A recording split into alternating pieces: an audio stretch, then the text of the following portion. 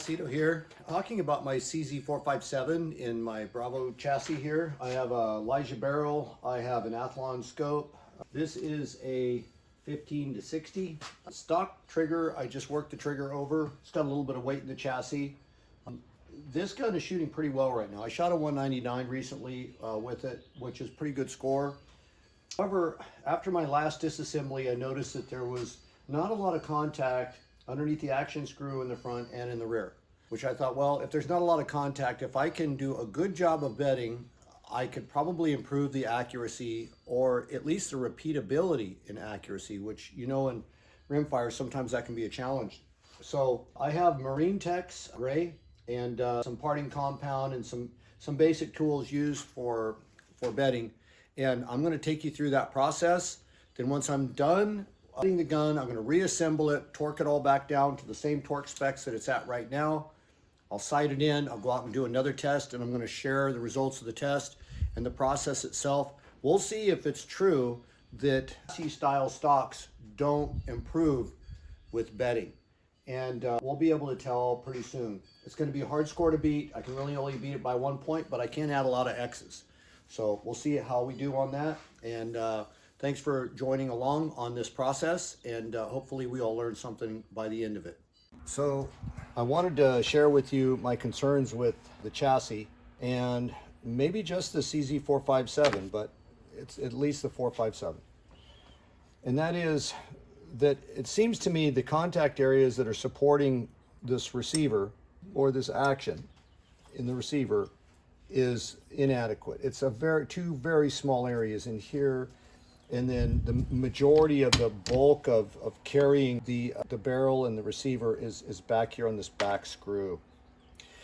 If you look at the bottom of this, the only portion that touches is a spot right here and a spot right here. It's just two little pads right there, right here, right here. On the back over here, there's a little spot right here that touches. There's a little spot that touches right here. And this actually kind of floats. It doesn't actually contact anything. I can't see any rubbing or contact in this portion here. Now it does keep it from moving back like any kind of recoil lug would because of the lug here. But that's the only portion. So there's not even any contact in this area down in here. So this is all empty around where the bolt goes through for the rear receiver screw. So this right here is, even this, there's no support around it. I think we can add support in here, in this area here. I think we can add some support up in this area on this side and on this side by getting in there and cleaning that area out around here. I think we can add some text in here around the lug itself, where the lug clears, where it goes into here, but where it's not sloppy and moving around. So it's actually a fit lug. So I'm going to have to put some tape on the back side of this lug here so that I can clear it. The rest of it will be just sprayed on this side here where there's nothing where it won't stick. But it'll be close enough where it's a very, very close fit. I can get it apart, but that's about it. Where these grub screws are, I'm going to fill in with clay on these right here. I'll rough this up inside of here. I'm going to rough it in right here just ahead of the receiver for about maybe a ½ an inch in this area here as a little pad underneath the barrel. That could be a problem. I can go back later on and I can get it out if I need to. I can just Dremel it out. If I find that this adversely affects accuracy, I'll do it. But right in here, I'm going to pour in here. So I'll do a machining, a little Dremel out in here, rough this up. And this is going to be somewhere between a skim bed and a full bed. So we'll see how this flows, what it looks like when I get finished kind of roughing it up, what it looks like. I'll get a better feel for it and see how much I can get in there and how much Marine Tex. Marine Tex likes a fairly thick coating. You can skim coat with it, but it's better. It actually takes longer to cure. It's thin. It doesn't harden as well. It's better when it's thicker, and you can really add on and layer on with Marine Tex. So another thing too is, if you look at this, even after the rear action is down in place on the lug, look at this. Look at that roll. That's what I want to get out. I don't like that. I don't like that, and I don't like this. Both of those things are, for me, It just seems like we should be able to improve tremendously. So I'm gonna continue on. Just want to give you kind of an update of where we are and why this is happening. Thanks for watching. Okay, well, let's open it up. Let's see what we got. Along of it, that's what we ended up with there. So what I do to loosen up these action screws, and they're not tight. Initially what I do when I'm bedding is I start off by not tightening, but just snugging down where there's no movement at all in the action and everything is free from any kind of bind. What I'll do is I kind of snug it and then I back it off to where there's no tension on it. Just maybe a quarter turn or an eighth of a turn. And that's where I leave it. And then I stand it on end with the barrel side down because that's weight against the action lug. I also kind of jam it against the action lug, which in this one is in the rear here. And so I just use those two butterflies against each other to loosen up so I can remove the screw from the action like that. And do the same on the other. Okay, so let's see what we got here. Looks like it came out well. And it looks like we got coverage all the way around. I don't know if you can see that there, but on this side too. But it looks like we got a good pad right in here. Very nice. That's where the grub screw goes. So if you see little gaps in here and here, it's because of the putty we put in. So you can see what I wipe down the whole thing with this Kiwi shoe polish that's recommended by a lot of very, very good gunsmiths and competitors. And you can see that the action lug, good contact surface all the way around. So it looks like this turned out well. I'm going to go ahead and clean this up. I'm going to use a product for the aluminum. It's a product called Aluma Black. It does a very nice job. I'll see you in a minute after I'm done cleaning this up. Well, before I get further on this project, I want to share with you a couple of things that I found. First of all, let's take a look at the bedding and how the bedding came out. So there's no action screws or anything in it right now. It's just sitting in there, and as you can tell now, there's no wobble, there's no fore aft, there's nothing. It's just like it likes it there. So this out, it's pretty tight, should be.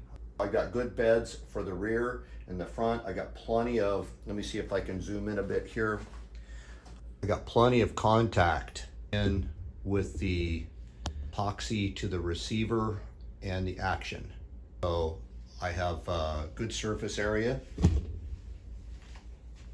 in here, good surface area in here, and all along the sides, on both sides. This short gap in here, there's really nothing. They machined all this out. Of course, this is where the safety is. This is where the bolt is. So there's nothing really to contact in here, but all across and all around. And I did leave, as you can see, I left a front pad in here about a ½ an inch. What is it exactly? This is 5'3", ½ an inch pad on the front that I think is going to help. We'll find out. Like I said, this is all experimental, 100% experimental. So we'll see how it works. I'm going to cut the camera now, and I'm going to assemble the gun, and then I will get working the next test to see how this gun will actually perform. That it's been bedded. Finished up on the KRG 457 bedding process. Got the gun all back together. Everything went well, and I like the way the action did back into the stock and receiver, and how it torqued down. It felt very solid. There's no movements or anything. It's just like it's one-to-one fit. Very nice, tight. Takeaway that I have, or insight that I can share, I did take pictures of this, is factory trigger. There's a couple of spring ends that come out, and they sit just in front of the rear bed. So area right there which is just ahead of the lug, maybe 3/4 of an inch or so. I had to make two little inlets with the Dremel, maybe a 1/16 of an inch wide and an 1/8 of an inch long, kind of at 45-degree angles from each other, or that would be 90-degree angles from each other, and it inletted very nicely. So that was the only thing. Everything else went back together as the gun was built before and ran before. The only thing is the action feels extremely solid now. Receiver. So tomorrow will be a pretty damn hot day in California, so we're expecting 105, 110 degrees in the Central Valley. So I'm going to try to get out on my range about 7:30 tomorrow morning. I've got a little camera set up and work to do to get ready for the actual filming. And I will just firm my zero at 200 yards. I will shoot the best group I can on the NRA A21 target. You will see real time. I'll be speaking. You should, hopefully the software is better with the long shot cameras. Recently, when I tried to show a picture of myself shooting, because I have a picture-in-picture option, and that software, it slowed it down so much that it no longer showed the actual target hit. So it was taking too much of the RAM, I think, possibly. But anyways, that's where we are right now as far as the process of the test. I'm really excited about, testing whether or not I ruined my KRG CZ457. CZ is fine. So this inside part right here is, I think, 70-75 or something like this, aluminum. Hard stuff, I can tell you that they used. It's hard aluminum. And the gun went back together very well. So this is the setup. I'm looking forward to shooting it tomorrow. And we'll be using the Lapua super long range ammunition, the same as we did last time. The trigger, the barrel is in the same shape. I just ran 3 dry patches through just to knock out some of the barnacles that were there. It's not bad. It should take me 10 or 15 rounds to confirm my zero, because the scope came off and everything, so it really needs to be checked again. But looking forward to it. I will share the results straight away. And within a day, I should be able to have those results out and posted to the website. So thanks again for coming along for this experiment. And I'm very excited to find out whether or not my gun is going to perform better. Thanks again for watching. Salcedo out.